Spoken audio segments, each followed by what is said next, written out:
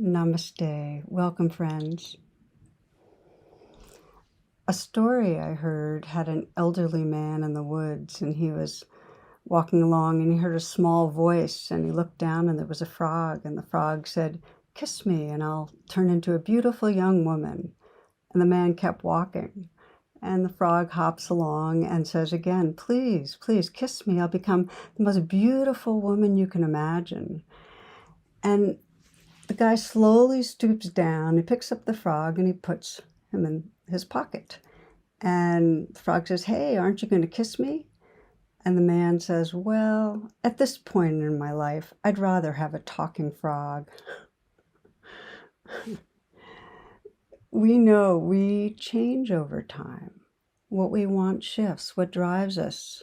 Maybe it's not talking frogs, but it might be getting that degree or finding a partner, or maybe that our teen gets into a certain college, promotion, winning something. But under all the changing wants, there's a deep current of what most matters to us. There's a deep heart's intention, and how conscious and connected we are with that intention determines our level of happiness and freedom. So our talk and reflections this week and next will be on the power of conscious intention to create our life experience, to really align our life with our heart.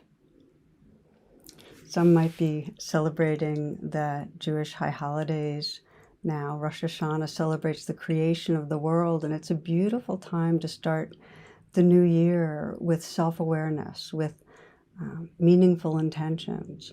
And for all listening, this pertains to starting the day, starting every fresh moment, reflecting on our deepest intention is what allows us to live from the depth and the goodness and the creativity of who we are.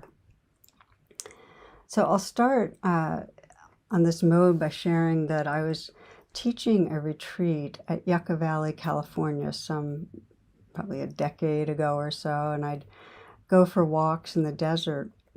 And I remember on one hiking through these arroyos, these dried creek beds, and realizing I was completely lost. I had no idea of direction because the landscape looks kind of the same, at least to these Easterners' eyes. And so I had to climb a bit until I could see a steeple on the top of a building that was part of the retreat facility. And that became my landmark. And anytime, I just go wandering, but anytime I feel like I was lost, I'd climb up a little and see that steeple and then be able to set my course back. So I was reflecting how on the spiritual path, how seeing that spire, that steeple, it's like remembering our deepest intention. It carries us home. And it's so necessary when we're lost, that in some way we can come back and remember, okay, here's what really matters. At any moment that we're stuck in difficult emotions, reactive, lost, any moment that we can get in touch with what really truly feels important in our life, we'll sense that we're coming home again, coming home to who we are. You know, in Buddhist psychology, intention is considered the seed that creates our entire future. Intention's what determines our actions. Every action is moved by an intention, and it creates our life experience. It's sometimes described in terms of karma, which means cause and effect, and that our intention is what causes or leads to actions that then have their rippling effect on our life. Many know the classic example that you can put a knife in a person, and if it's that you're doing it in the middle of a fight intending to injure, that's one karmic repercussion that'll happen. are if you put a knife in a person and you're a surgeon intending to heal, it's quite a different kind of karmic rippling. The Chinese Buddhist text put it this way, that from intention springs the deed, from the deed springs the habit, from the habits grow the character, and from the character develops destiny. You know, the Buddha said that we live our entire life on the tip of intention. In other words, intention drives everything. And it either creates suffering or it leads to freedom. So there are different layers or domains of intention that we'll be looking at. We're going to focus on the two that most impact our evolving, awakening consciousness. And one of them is what we might call our deepest intention. It's what that spire was for me. It's what most matters to us, what our life is dedicated to. You might think of it as our liberating aspiration. And for example, let's say our deep aspiration, our intention is love, to inhabit and express love. Within that, there's going to be intentions that are in support of that, in service of that. For instance, for the sake of living and expressing love, you might commit yourself to listening more deeply, or to meditating, or to helping others. So there are intentions in support of that deep heart intention or aspiration. That's one domain. And then another are the intentions that cause suffering. And that's when our actions and our behaviors are coming from the intention to get approval, or the intention to get affection from others, or the intention to be right, or to get back and have some vengeance, and to beat others in a certain way. And these ego level intentions are delusions, really, because they're kind of the fake spires that we think are going to move us towards happiness, but they don't deliver. They actually entrap us. So the key teaching in Buddhist psychology then in this domain is be mindful of your intention. And most are unconscious, so it actually takes a purposefulness. You know, mostly we move through the day doing activities and we're not usually aware of the motivations and intentions behind them. And yet every activity is driven by an intention, and it creates a certain kind of experience. And here's the thing. If you're mindful, then there's a possibility of being aware of whatever intention is operating and opening into the deeper intention that really expresses your heart. Just to ground this for a moment, you might reflect and look back at what's happened already today or maybe yesterday. And consider someone you had an interaction with.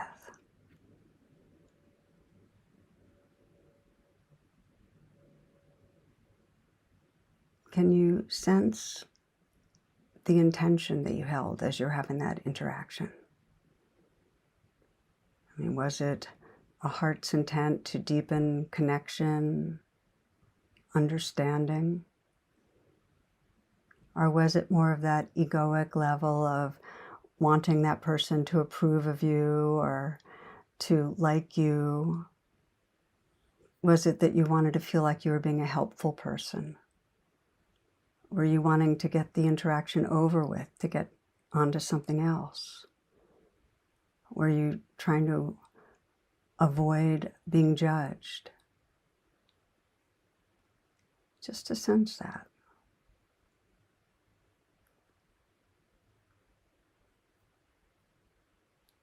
What happens as you become mindful of that intention? Or maybe it was a mix of intentions.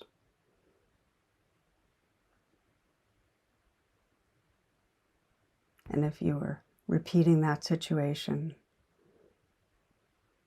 what might have been different if you had the spire that was really what most mattered to you. Maybe you might have listened differently, more deeply, been more present, real, really there. So we're going to circle back to this, because being aware of our intention changes the quality of our relationships with ourselves, with others, with our world.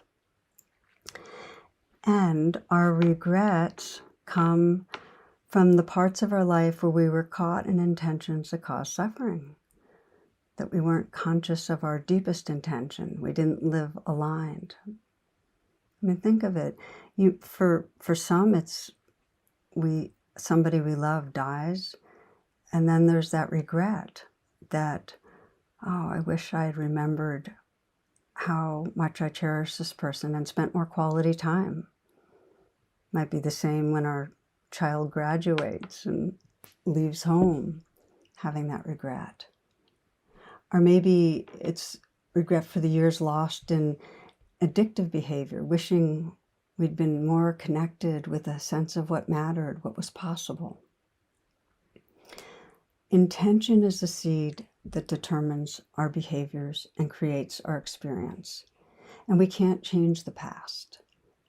The power of intention, and this is what really motivates me to explore it in my own life and with you, is that you can set your intention in the present. You can align your life right here and now, planting the seeds for the future. It's as the Zen masters say it, the most important thing is remembering the most important thing. What is our life dedicated to? Now, here's the question, which is really a challenge, which is, do you know? I mean, do you know what's most important to you, what most matters? And I ask because I often lead reflections where I invite us all to get in touch with our deepest intention, our true aspiration. And many people talk to me because they find, well, that either it's a mechanical reflection. They just say, oh, my deepest intention is caring for loved ones, or being of service, or growing, or knowing what's true. Or else they find they're just kind of blank. There's nothing there. Their mind's kind of just spinning around. So in order to have sincere and real contact with our deep intention, it requires a kind of stillness and inner listening, or real presence to sense what matters to our heart. In other words, our ego self, in its thinking about the future and the past, isn't going to remember or connect. It's our awake heart that knows our deep intention. So we have to attend and be present, attend to our awake heart. And it can seem like a catch-22 that we have to be present to remember what we want to remember. And usually what we want to remember has to do with something to do with presence. And I'm jumping ahead here, but it's not a true catch-22. And here's why. Because who you really are, your awareness, wants to wake up. There's always been something in us, always something calling us home to love, to more presence, to truth. And here's what we're going to be exploring more fully, we can train in becoming mindful, becoming aware of intention, both our deep intention and also whatever intentions might be dominating the airwaves. So we'll start with, how do we train in contacting our deep intention? And I find it helpful to consider 3 elements of our kind of core spiritual intention or aspiration. And again, for many, the deepest intention is there, and then a lot of the intentions we pay attention to are in service of that. Okay, so the 3 domains. And the first domain is that your deepest intention always has to do with manifesting your innate potential. Like an acorn is not going to be trying to become a beech tree. We're trying to manifest what we really are. There's different language for that. It might be that your intention is towards love or towards presence or creativity or fearlessness or joy or wisdom. They're all expressions of our potential. So your deepest intention, what you long for, is what you are. Again, the flower seeks to blossom. The acorn seeks to become an oak. I remember back in the days of where we had answering machines, somebody had what they call a questioning machine. You'd call them, and what you'd hear is, what I want to know is, who are you and what do you want? I loved it. I called them regularly to keep inviting myself into a deeper space. But it's a beautiful way to connect with your heart's aspiration, because what we find out is that what we long for is an expression of who we are. And so in contrast to that, if we're longing to hike the Appalachian Trail or to meet Beyonce or the Dalai Lama or some externally hitched experience, that's apart from what we are. But if we're longing and our aspirations to be loving, to be truthful, to be courageous, that's an expression of our potential.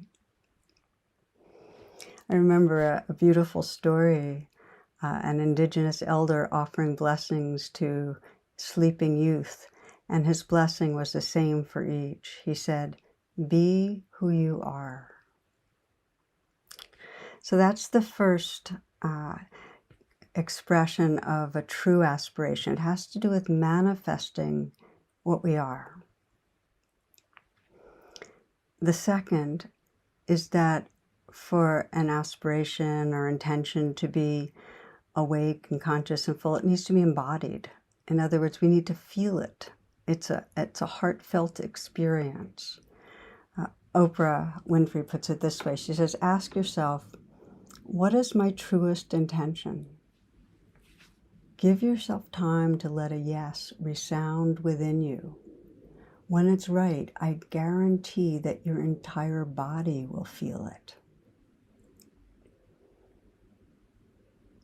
Intentions, the aspirations that we arrive at through reasoning, have very little influence in altering the course of our lives. So if we do a reflection and it's very mental, like, okay, what really matters to me? Well, it matters to me to be a good person. That's not going to end up impacting our behaviors. The intentions that move us are emotional, they're embodied, they arise from real longing, they engage us.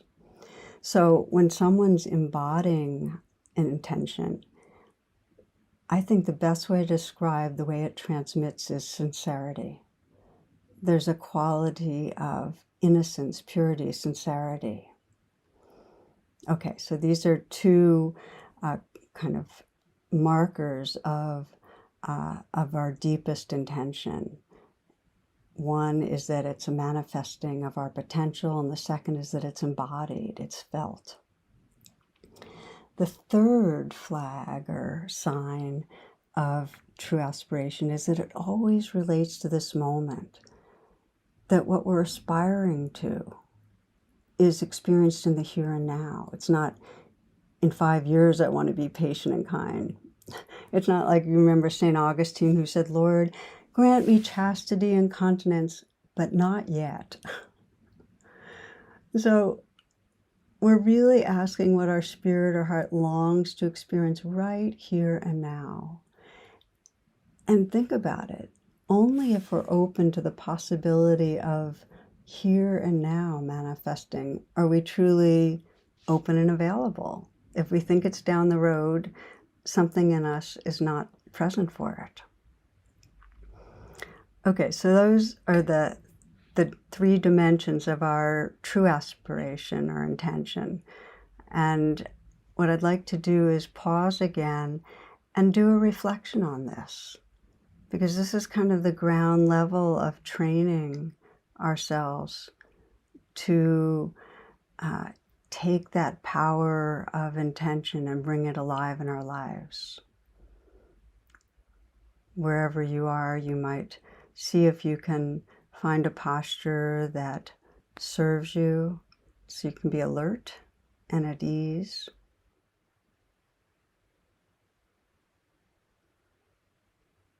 Take a few full breaths and let the breath invite you right here into the moment.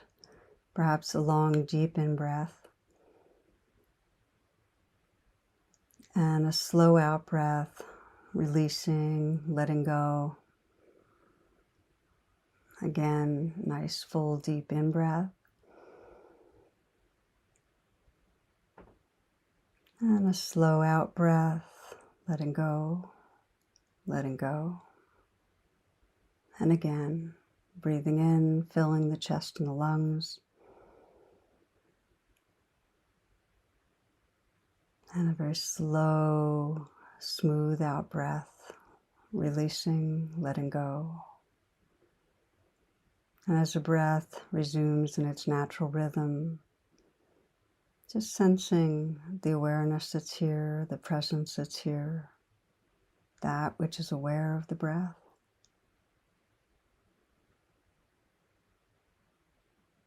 Letting all the senses be awake, listening to the sounds. Feel the aliveness in the body. And feel your heart. You might gently bring a slight smile to the mouth and let that spread through the face.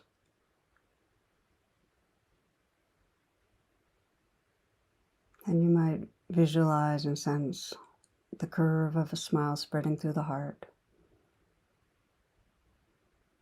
So there can be a widening out, a rippling out, and let the mood or atmosphere of a smile spread through the body, further relaxing and opening you.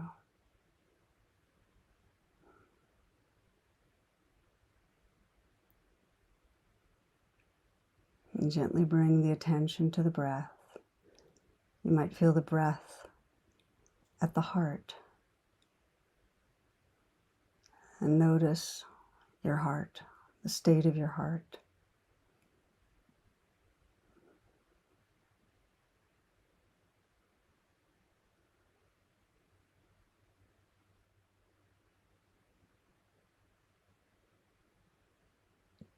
And then just as if you're dropping a little pebble into a pond, just drop in that inquiry.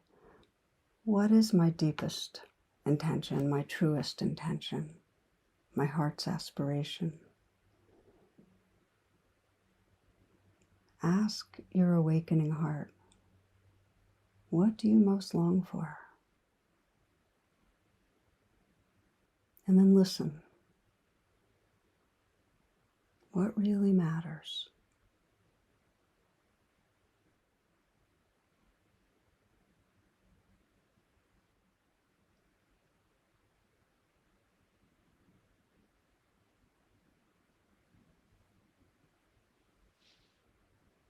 For some, it helps to imagine from the vantage of the end of your life, looking back, what would most matter.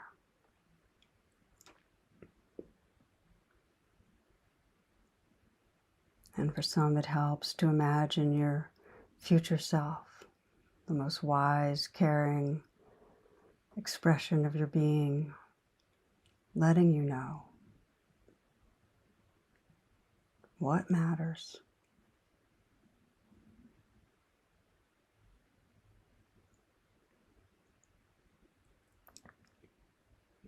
What is it you long to experience that is your potential manifested?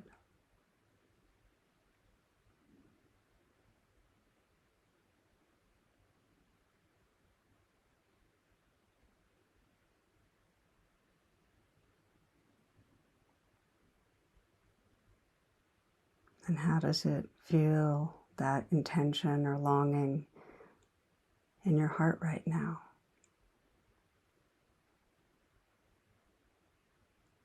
Feel it as a prayer or something that really matters.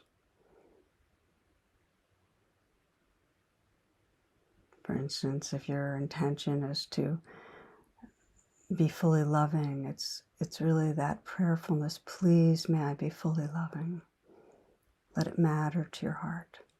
Sense how it matters.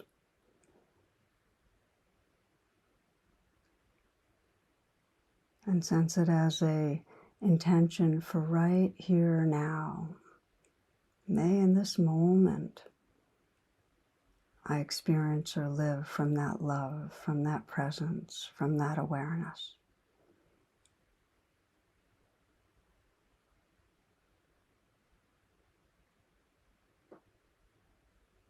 And if for you it serves to journal, to write down your true aspiration or intention, as I continue to talk, please feel free.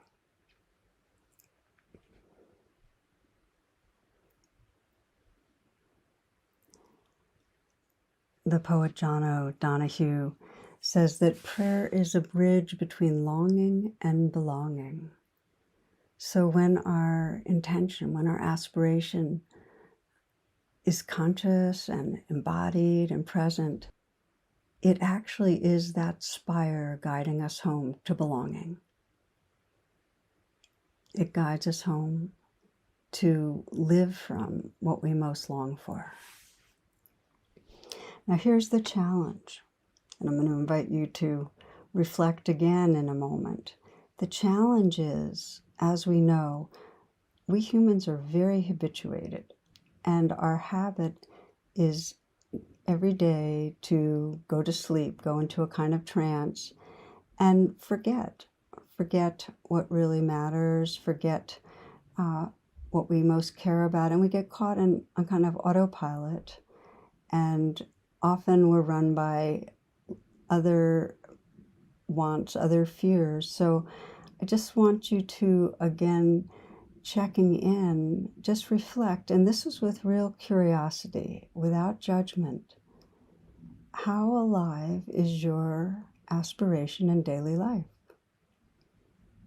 You might again scan today, yesterday, in the ways you're living your days.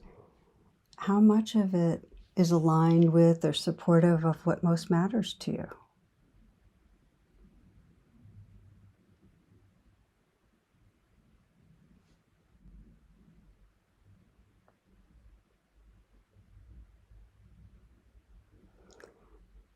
For many, you'll find that, yes, sometimes there's remembering, but you're frequently also lost and not in touch.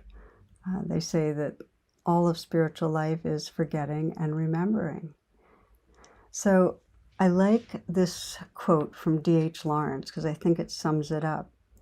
He says this, he says that humans are not free when they're doing just what they like. We're only free when we're doing what the deepest self likes. And there is getting down to the deepest self. It takes some diving.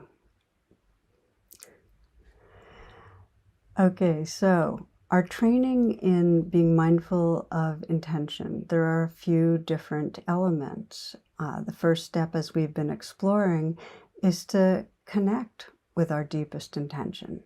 Practice a reflection that brings us in touch by getting present and really inquiring. And then the second piece is we need to learn to dive, to reconnect when we're lost, to become mindful of whatever current intention's running the show, and then learn how to open into the deepest intention.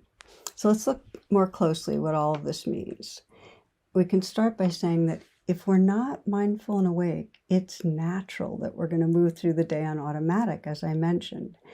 And the intentions that will be driving our behaviors come from a sense of a separate self that has the conditioning to perceive something's missing or something's wrong. In other words, most of our daily intentions, we'll call them our egoic intentions. And I want to say right here, that doesn't mean they're bad. It just means that they sometimes dominate and take over in a way that can cause suffering. Our intentions that drive much of our day is that this is a self that needs protection, that needs control, that is looking for self-worth, for security, status, safety, which leads us to checking things off a list, trying to accomplish, trying to feel good about ourselves. Again, these aren't bad things. They're natural. And yet, they're not going to lead us to the happiness and freedom that's possible if we're more mindful of our deepest intention. And as we know, even what seems like good behavior, say visiting a hospital or helping someone at work, it's often driven by the need to feel like a good person, to appease our guilt or prove our worth. And much that we do is for our own comfort or convenience. I think of one story of a group of children in a school bus, and they're being driven. It's kind of a bit of a drive, and so the children have time to be talking, and they're sharing some peanuts with each other. And one little girl brings up a handful and gives it to the bus driver, and he says, "Thank you. That's so very kind and generous." And she goes back, plays, she's talking with her friends, they're eating, comes back with another handful, and he says, "Oh, no. You keep this. This is for you." And she said, "Oh, that's okay. We're just first sucking off the chocolate." So we've got mixed intentions when we are, whatever behavior's coming up. And it's interesting to ask ourselves, are we really being generous? Or are we doing something to make ourselves feel better about ourselves? Again, intentions are marbled. The point is, be aware. If we're aware, then we can do that diving. The suffering of ego-level intentions is that what we think is going to make us happy doesn't deliver. So we get addicted to going after success or money or approval or attention or affection from others. And we have some notion that if we get just enough, then finally we'll be happy. But it's never enough. And check it out. I know for myself, I remember an actual meditation where I was watching that, process of always trying to go for approval or for success. And I asked myself, well, what would be enough? What would have to happen for me really to go, okay, I'm good enough? And I realized none of that would ever make a difference. That the only moments that there's a sense of enough are moments that come out of presence, moments that come out of really truly being here and resting in a kind of open-hearted awareness. That's the only time it really feels like enough. So the sign of being driven by an ego intention is never enough. Something's missing, something's wrong. And the way it shows up is a feeling of being separated from the truth of who we are, our wholeness, and being separate from others. And it's really one of the impacts of having an intention that's coming from wants and fears. And it's so interesting that in our brains, we have a social networking and a neuronal networking in our brains. And part of what that networking can do is pick up each other's intentions. Dogs have that network. My dog knows my intentions. She knows when I'm impatient and want her to stop pestering me for food. And she knows when I'm wanting to play and when I'm wanting to connect. We put a cartoon up on Facebook, thank you, Christy, my assistant. She has a real knack for picking fun ones. This one has a dog sitting in a meditative pose at the center of the front lawn. Eyes are closed. This is just emanating benign energy. And the sign there says, aware dog.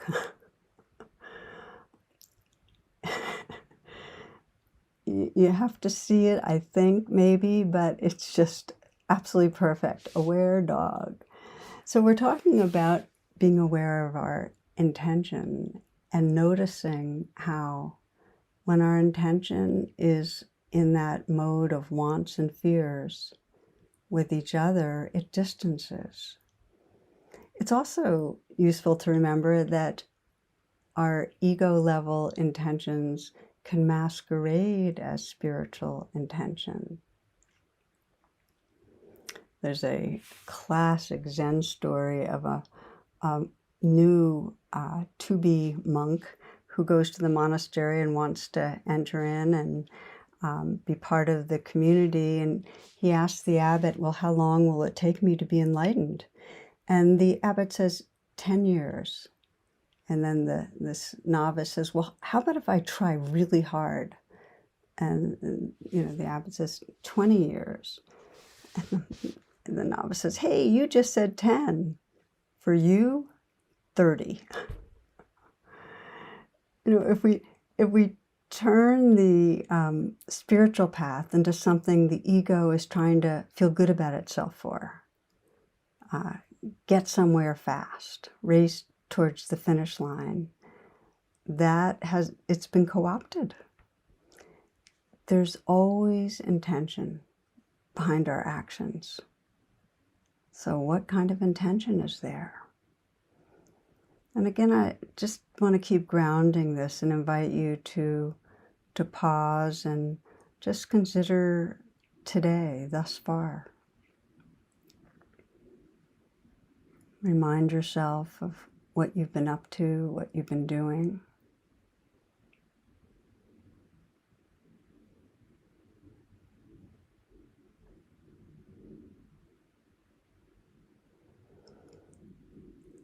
And see if you can look behind your actions to notice the kind of intentions that have been moving you through the day. Again, not to judge.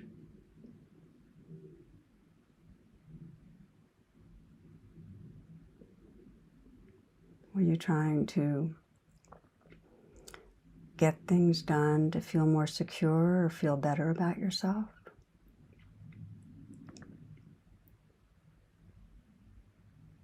Was your intention to express love, express creativity?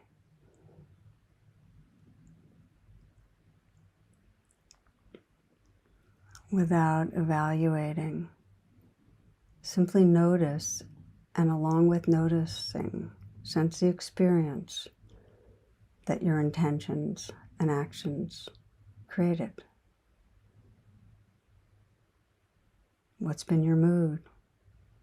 What is your sense of your own being?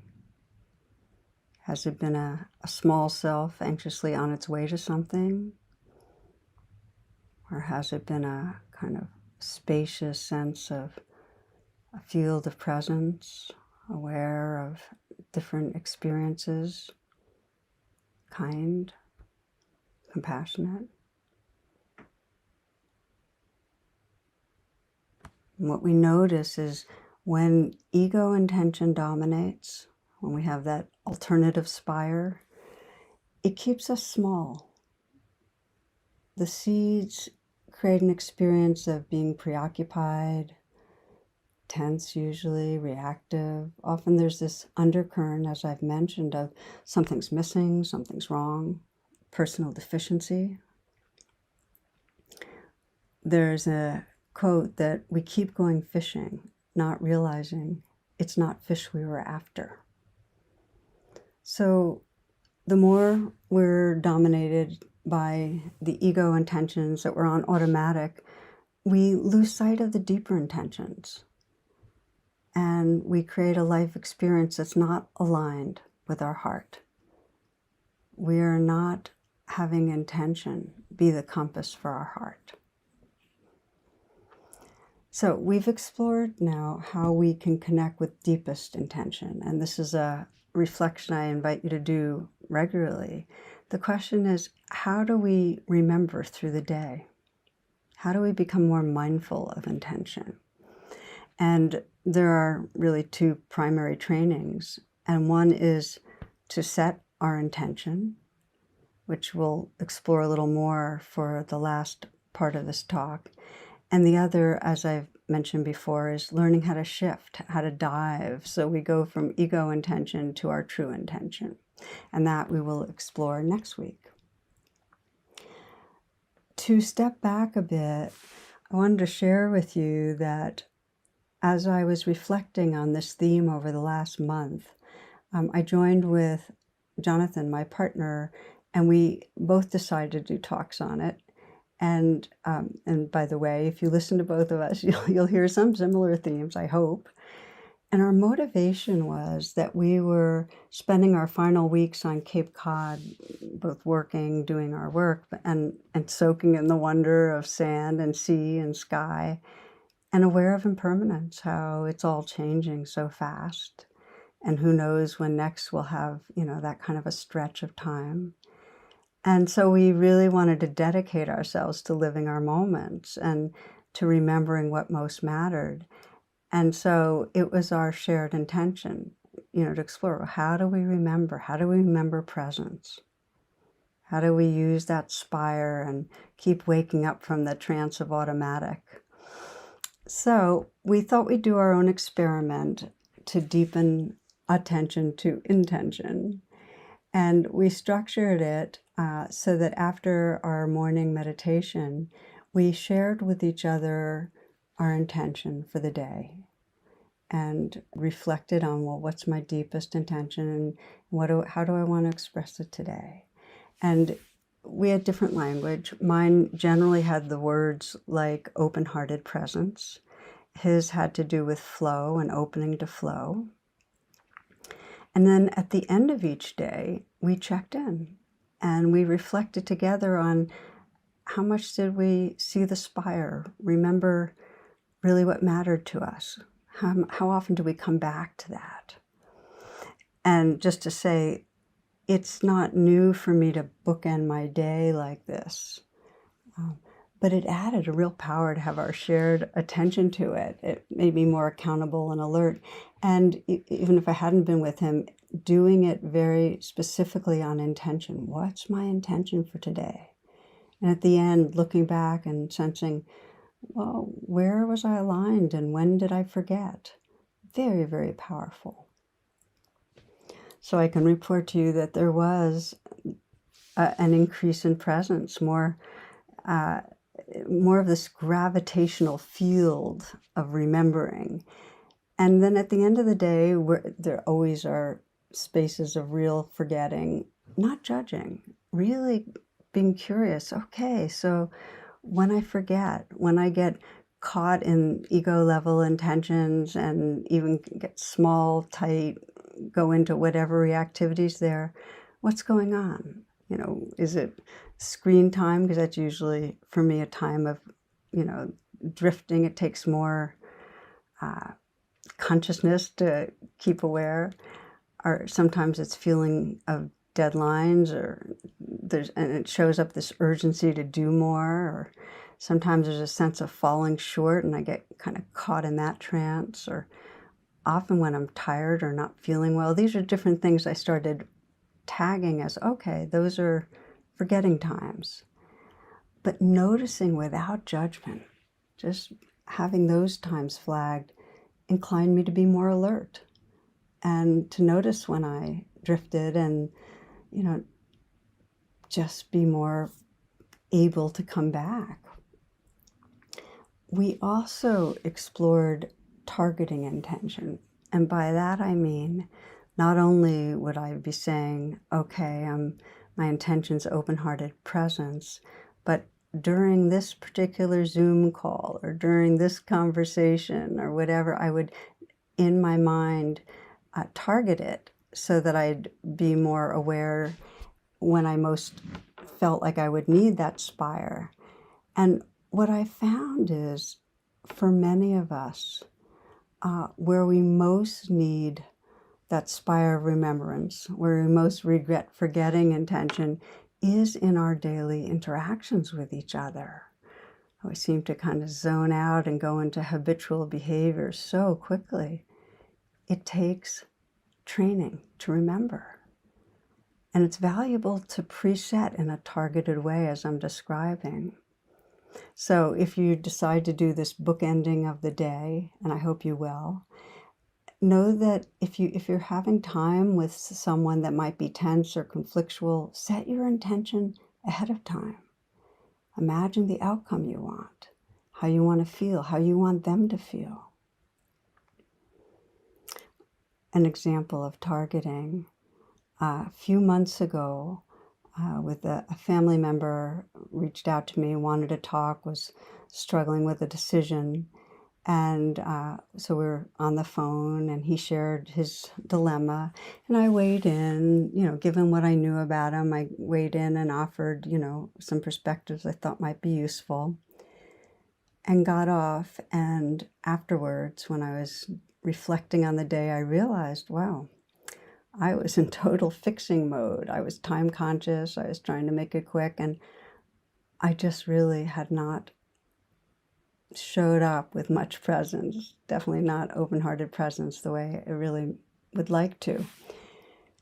We talked again the following weekend, and this time I preset my intention. It was very targeted, and it was really to offer that kind of heart presence and to invite him forward, to have him trust his wisdom. And so we talked, and I did a lot more listening. I think mostly I was saying, well, tell me more, or asking questions, or saying, mirroring back, what I'm hearing is. And he left more trusting himself, his wise heart. So it wasn't like he left thinking, oh boy, Tara really knows the answers. It was that he was more in touch with himself, which is where the awakening comes. And of course, we were more connected because of that. So I do want to suggest for this coming week that you explore bookending your day, getting in touch with your intention, your truest intention at the beginning of the day, targeting particulars that you feel where you really want to be awake, and at the end of your day, reviewing without any judgment for the sake of just being more alert. And if it helps you to journal, use journaling. Okay, friends, as a closing practice, I'd like to invite you to just take a moment to again pause and breathe and come right home into your body and your heart.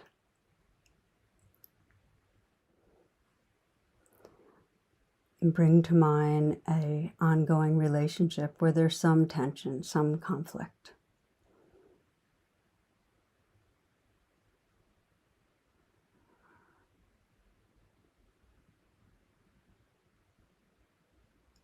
And as you do, remember a recent encounter. Just review it for a moment. And as we've been doing, review it with the filter of being mindful of your intention. What was your intention? Was it to prove a point? To convince them of something or change them? To defend yourself?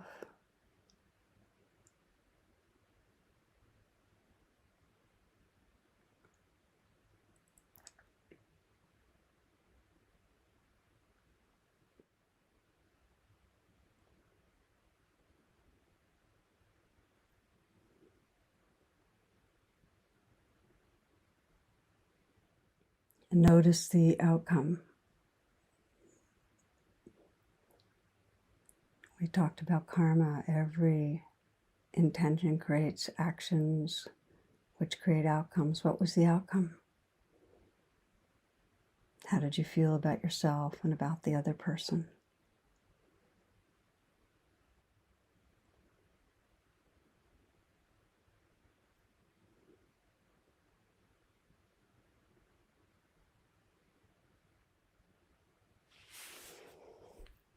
Now sense what intention you'd most like to set for a next encounter.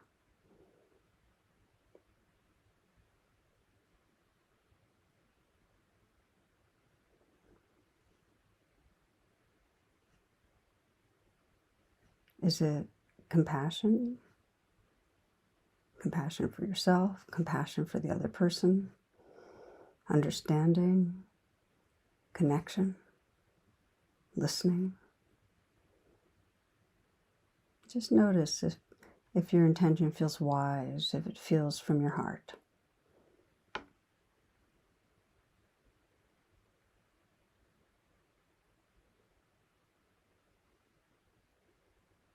Setting your intention, sensing it as your potential, feeling your real longing to be able to manifest in your body, in your heart. And just imagine staying true.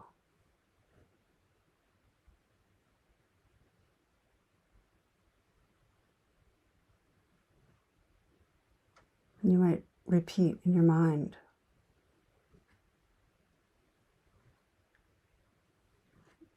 you might repeat the encounter, sensing how it might be if you stay true.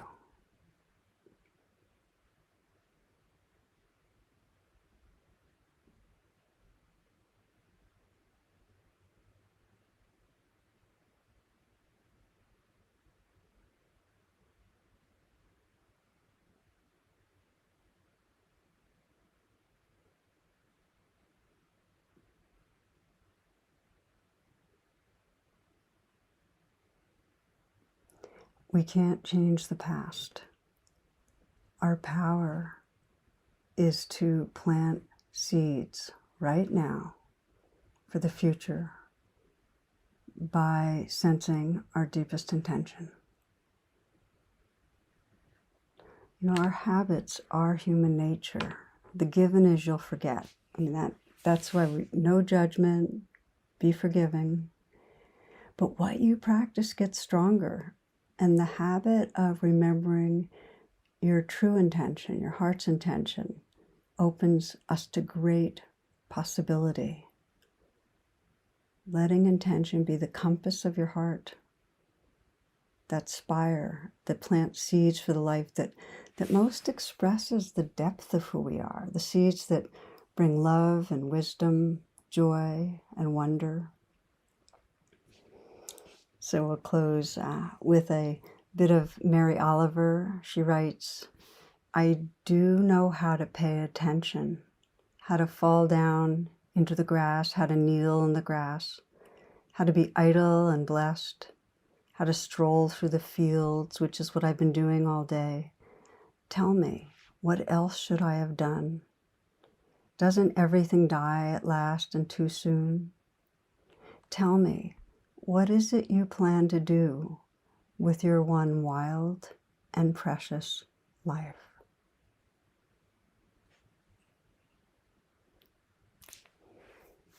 Thank you, friends, for your attention and for giving yourselves in such an earnest way to waking up. Blessings.